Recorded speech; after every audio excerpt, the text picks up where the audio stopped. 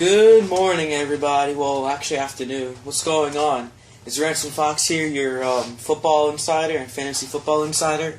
And today, I'm going to be going through the top 10 players at each position for fantasy football, in my opinion. I'll also be going through some sleepers and who to avoid for each position, as well as the top rookies in each position.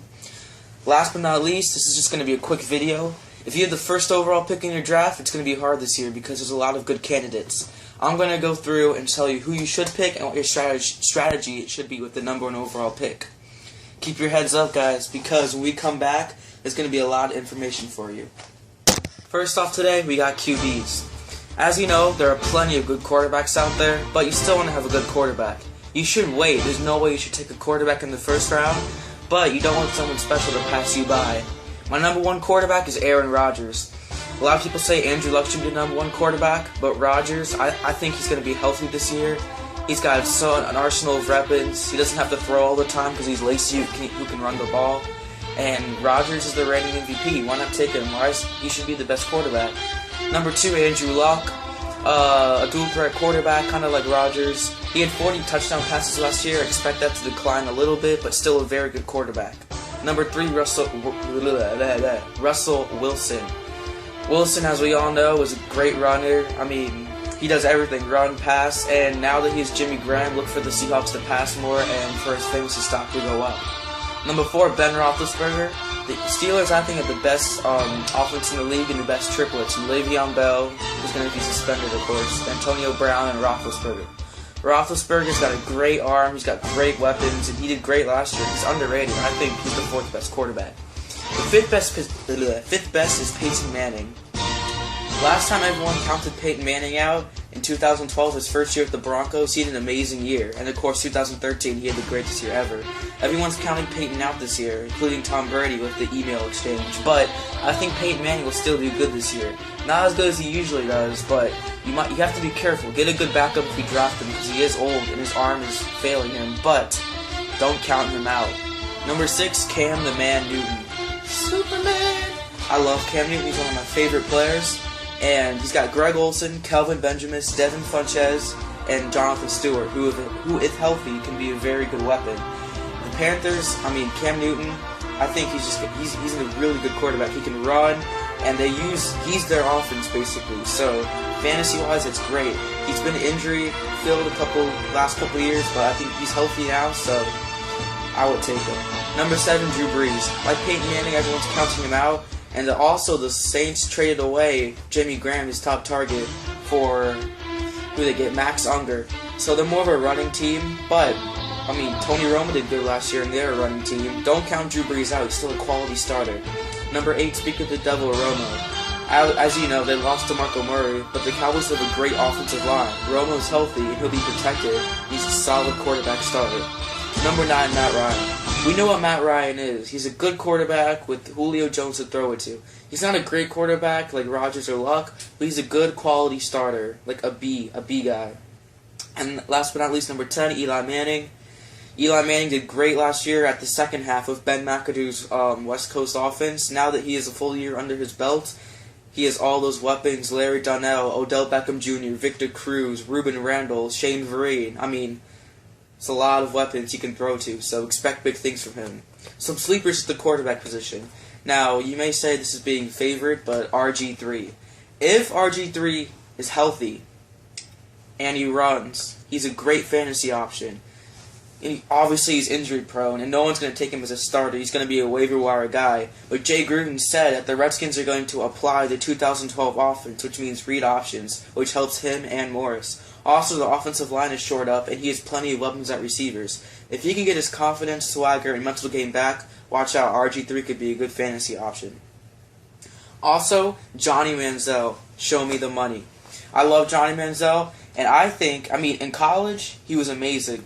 I think now that he has his mental game right, he could be a pickup at the end of the year for keeper leagues or for a normal league and be kind of like a Colin Kaepernick a couple years ago. A rushing quarterback who defenses aren't prepared for and can get points quickly. Last but not least, another guy who needs to be healthy, Sam Bradford. Chip Kelly made Nick Foles, who I actually think is good, and Mark Sanchez look like gods. Imagine what he can do with Sam Bradford, who won Rookie of the Year in 2009 and is a very good quarterback. He looks healthy, he's not wearing a knee brace anymore, and if he doesn't get hurt, Sam Bradford can be a good fantasy option. Some players to avoid, Jay Cutler. He lost Brandon Marshall. He still is Jeffrey, but turnover machine. He's mentally not there, like a Jeff George. Andy Dalton. I actually like the guy, but he's inconsistent. Some weeks he's great, some weeks he's bad.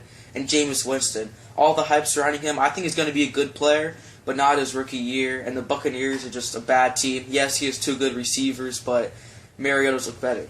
My top rookie, speak of the devil again, is Marcus Mariota. He's a dual threat guy. Not RG3 like rookie year, but expect something like that. Next up, we got running backs. Number 1 surprises you, Eddie Lacy. I have him on my fantasy team for the keeper leagues, and Eddie Lacy is amazing. He's consistently great. He'll get you touchdowns, yards, whatever you need. He's a little injury prone, but he plays through it and is really tough. Number 2, Adrian Peterson. Last time we counted Adrian Peterson out, what did he do? He almost broke the single-season rushing record, and he was named MVP. I think he's a chip on his shoulder again, a full year of rest, and he is Teddy Bridgewater, who will take the pressure off of him. Remember, in 2012, the year where he almost broke the rushing record, he had Christian Ponder at quarterback. People would put 11 men in the box, everyone in the box. They knew they were going to give it to him, and he still was unstoppable. Imagine what he can do now with a pretty good quarterback. Number 3, Le'Veon Bell. He suspended the first 2 games, but it doesn't matter. All that matters is that he's ready come playoff time. And I think he's the best all-around back in the league who can do everything, and he's part of the best triplets in the league. Number 4 is Beast Mode. Marshawn Lynch, I also have him in another league, is amazing. He's like Lacy. He's basically a Lacy, but a little older, but better. I would take Lynch number 1. Oop, my football. I would take Lynch number 1 overall. Honestly. He's just so good, you know what I'm saying? He can run over people, run around them. He's just amazing. And he gets touchdowns, and he never quits. Number 5, Jamal Charles. A lot of people have him number 1 or 2. I honestly like touchdowns over yards. Charles, we know, will get the yards. The touchdowns are iffy, but expect Andy Reid to use him a lot. Number 6, Matt Forte. I think he's one of the most underrated players. I have him in my other league too, with Lynch in the keeper league. He catches really good. He's great for PPR leagues. He runs the ball really good. He's consistent. He doesn't get hurt. He's a good, consistent back. Number 7, the reigning Offensive Player of the Year, DeMarco Murray. I don't know why everyone's not drafting him. Sure, the Cowboys had a good offensive line, but he's also a very good running back. We'll see this year if it was Murray or the line. I think it was both. That's why I think in Chip Kelly's system, Murray will do good. And Ryan Matthews and Darren Sproles, yes, they'll take some time away from Murray, but everyone's overreacting to that. They both get hurt, and I don't think they'll take that much time for Murray. Number 8, Jeremy Hill. I have him in one of my leagues. Jeremy Hill is really good. He bursted onto the scene last year in the second half of the season? Yeah, second half of the season. Giovanni Bernard will be the 3rd down back, but expect Hill to get touchdowns and yards. Number 8, C.J. Anderson. Gary Kubiak's now the head coach of the Broncos, and he likes to run it. C.J. Anderson last year was very good for the Broncos, and expect him to run more if Peyton Manning's arm not as good as it used to be. 10A, I have LaShawn McCoy. The Bills have no quarterback, so just going to give it to McCoy. That's Rex Ryan's way. And, McCoy's a good back. 10B, Justin Forsett. He was so good last year. I don't know why everyone's not excited about him. I would take Justin Forsett, honestly, in the 1st round. He's consistently good. He led the league in yards per carry. And, he can catch, too. He's a good back. He plays 3 downs. Sleepers for running backs, Carlos Hyde. I think they'll give it to him a lot in San Francisco. He's a big back, a bruising back. Mark Ingram, I also have him in one of my leagues. He's a very good back. CJ Spiller, I don't trust the hype with him. He's actually one of my busts. Because every year he's supposed to be the big sleeper and he always gets hurt or underperforms. Latavius Murray for the Raiders. No one's talking about him. He did great last year for the Raiders. Expect them to give him the ball. And Joseph Randle for the Cowboys, because when I saw him play, he's actually a shifty, good back, and also he plays behind the best offensive line in football. Players to avoid, any running back for the Patriots. As we know, Belichick does whatever Belichick does, which is a good way. He's got 4 rings, but fantasy-wise, it's awful. It's hell. Darren McFadden, he's already hurt again. What a surprise. Even though they have a good line, he's going to probably go just 2 yards and fall forward. Frank Gore is next because I think Gore, people are a little too hyped up about him. He didn't do that good with San Francisco last year, and yes, he's going to a better situation, but I think he'll get hurt. And my top, and C.J. Spiller. C.J. Spiller, every year people say he's a sleeper, just like this year. Every year he disappoints. I don't believe the hype, especially with Mark Ingram there. My top rookie is Melvin Gordon for the San Diego Chargers. He's everyone's top rookie. He's a great runner, and runners usually do good in San Diego. I think he can be the next LaDainian Tomlinson. Well, let's take a break real quickly. We'll be back shortly. Alright, we're back.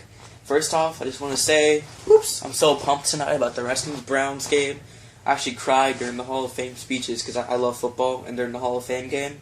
But let's get back to the action, alright, shall we? Receivers, number 1, I have him, I love him. He's part of the triplets, baby. Antonio Brown, the best receiver in the league. Number 2, Dez Bryant, baby. As much as I hate the Cowboys, as you can tell, he's a great receiver, and Romo always finds him. He gets a ton of touchdowns. Number 3, DT, who I also have Demaryius Thomas. His yards after catch is insane, and if Peyton Manning a quarterback, why not would you take him? Number 4, Julio Jones. I think he's finally healthy now, and when he is healthy, he's a top target. Number 5, Megatron. I think Megatron's healthy too, kind of like Julio, and Megatron, don't forget, was one of the best players a couple years ago. I still think he can do good numbers. Even though they double team him, they can't double team him now. Even though they used to double team him, they can't do it now because they have Golden Tate on the other side. Number 6, Jordy Nelson, who I dropped because I have the other 2 receivers in one of my keeper leagues. Jordy Nelson is a very good receiver. He's consistently good, and he has Aaron Rodgers throwing to him. Why not would you want to pick him? Number 7, AJ Green. Green's a little underrated. He's always very good. He's a little injury prone, but he's a consistently good receiver. Number 8, Randall Cobb. Cobb is a guy who gets a lot of yards after catches and touchdowns. Him and Nelson are a good duo. Number 9, Alshon Jeffrey. He's like the next Brandon Marshall, basically. Even if Jay Cutler throwing to him, I still think he'll do good. Number 10, Odell Beckham Jr. I'm not caught up in the hype. I mean, yes, the statistics, but I think he was a little flash in the pan. Now defenses will know how to read him and stuff. He was kind of like a Nick Foles. Obviously, I think Odell Beckham Jr. will be better, but he's also very injury prone, and he's got the Madden curse. So, I still think he'll do good though. My sleepers are Keenan Allen. Don't forget, 2013, he was almost Rookie of the Year. He had an amazing season. He had a sophomore slump last year, but I think he'll do good again. Golden Tate. I don't know why everyone's not drafting him. He did really good last year for the Lions. And Pierre Garçon. 2 years ago, he was the number one receiver in catches. RG3 gave him the ball a lot. With Deshaun Jackson's arrival, they kind of, he dropped a ton. He kind of went non-existent, but they want to put him back in the passing system again. And also, Deshaun's going to be hurt, and hopefully the Redskins won't have the quarterback carousel they had last year. Receivers to avoid. Any New York Jets receiver, the quarterback, broken jaw, then you got Fitzpatrick, who's trash, and yeah, we saw how Eric Decker did last year. The Jets are a place where receivers go to die. Just ask, what's that guy's name? Keyshawn Martin. Whew. And Odell Beckham Jr., I already explained. I still think he's going to do good, but I would not take him in the first round.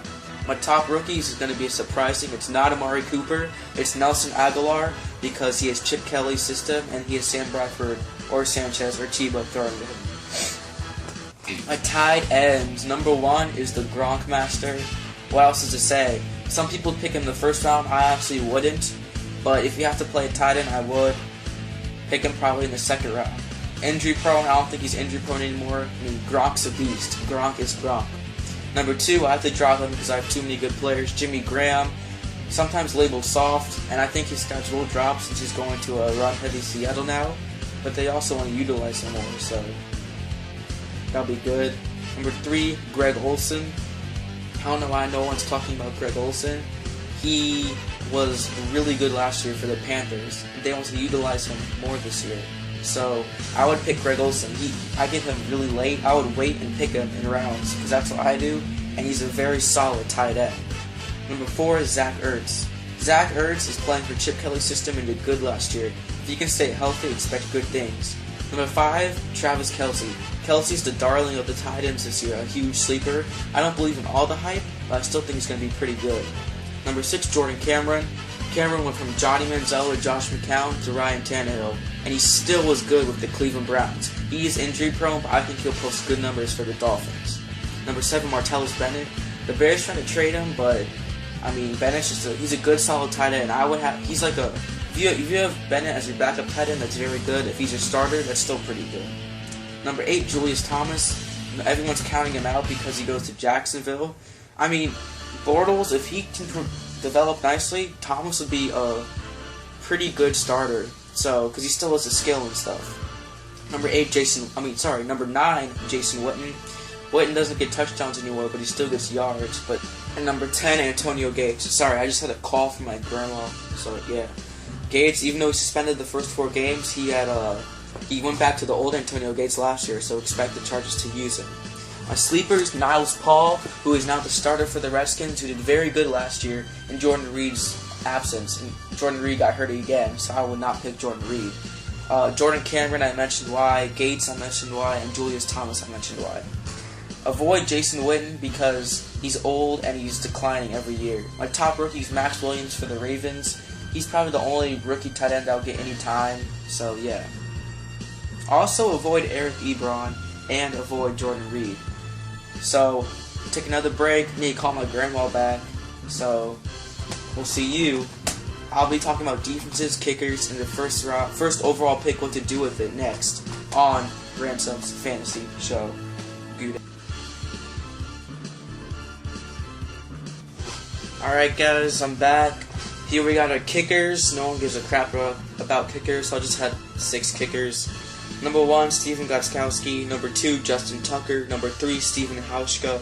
Number 4, Mason Crosby. 5A, Adam Vinatieri. And 5B, Dan Bailey. Last but not least for the rankings, we got some of the defense and some of the special teams.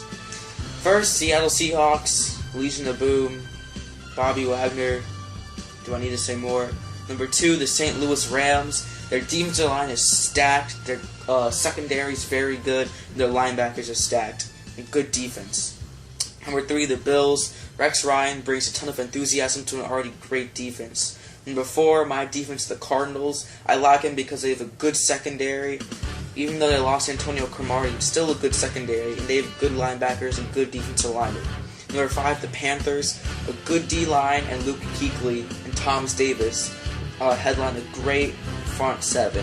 The secondary is not as good, but I mean, it's still a good defense. Number 6, what the heck did I write? Sloppy handwriting. Oh, Houston. Jadeveon Clowney, I called it, he's a bust, but they still got J.J. Watt. I mean, they really don't have anyone else. Jonathan Joseph, Brooks Reed. Cushing gets hurt. He's always on steroids, but they got J.J. Watt, so, you know, that makes them top 10 automatically. Number 7, the Broncos. They invested a lot of free agency and draft into their defense, and I still think it's a good defense. Number 8, the Jets. They look like the Jets of old, back when they had a great defense, a great defensive line, good secondary, good linebackers. Let's see if Todd Bowles can coach them up. Number 9, the Dolphins. They paid Ndamukong Suh like billions of dollars. I don't even know how much. I think it's going to be a bust, but even without him doing that good, it's still going to be a good defense. Number 10, the Chiefs. 2 years ago, they were the best defense, and I had them. I think they have the best linebacking core in the NFL, or outside linebackers anyway, with Hali and Houston. And they also have good secondary. Eric Berry's coming back from his cancer, so that's he's a good Christian. I'm happy. And yeah, I think they're going to be a good defense. Defenses to avoid are the Patriots because they lost all their key players, the Packers because they never do good, they choke, the Niners because everyone's just leaving them, and the Eagles. My sleeper defenses are the Browns, who are like number 2 in run, even though they're really bad they're 2 in pass and 32nd in run. I think with Danny Shelton, they can shore up their run defense and be a pretty good defense. And also the Vikings. They're young, athletic, and enthusiastic. Let's finally get to, if you have the first overall pick, what to do. This is a very short segment. This is for our 12-man standard scoring, flex positioning roster. Who would you pick? I've done mock drafts like this a lot recently, and I noticed when I got Adrian Peterson, I had a good team. If you're the number one pick, pick Peterson. Strategy: go running back, receiver. So first pick running back, and it's a snake. So your next two picks are running back, receiver. I still like to go running back. I had the best team by far. I had Forsett, Peterson. I still got who did I get? Mike Evans, Alshon Jeffrey, Ben Roethlisberger got in the 7th round. My tight ends were Greg Olsen, and my flex was Alfred Morris. So you could go running back. You could go 3. Actually, I went 3 running backs in a row. That seems crazy, but there's so much depth at receiver that you could do that. You want to wait on a quarterback, but obviously, and also wait on a kicker and defense. But if I were you, go 2 running backs in a row. That's all the time we have today, folks. See you next time. This is a Ransom Fox on his fantasy podcast on MattureNews.com. Signing out. See you later.